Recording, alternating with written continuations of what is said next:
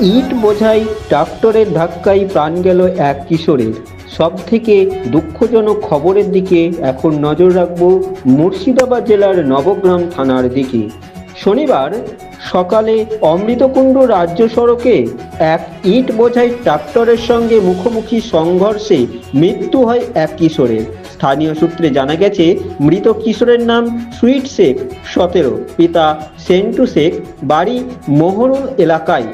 প্রত্যক্ষদর্শীরা জানান, sweet Sheikh bike নিয়ে বহরমপুরের দিকে যাচ্ছিল। তখনই নবগ্রামের অমৃতকুণ্ড রাজ্য সড়কের বিপরীত দিক থেকে আসা ইট বোঝাই একটি ট্রাক্টরের সঙ্গে তার বাইকের মুখোমুখি সজোরে ধাক্কা লাগে। এরপরে সে ঘটনাস্থলেই লুটিয়ে পড়ে এবং গুরুতর আঘাত পায়। স্থানীয়রা দ্রুত তাকে উদ্ধার করে নিকটবর্তী হাসপাতালে নিয়ে গেলে চিকিৎসকরা তাকে মৃত বলে ঘোষণা করেন। এরপর নবগ্রাম থানার পুলিশ মৃতদেহটি ময়নাতদন্তের জন্য মুর্শিদাবাদ মেডিকেল কলেজে পাঠায়।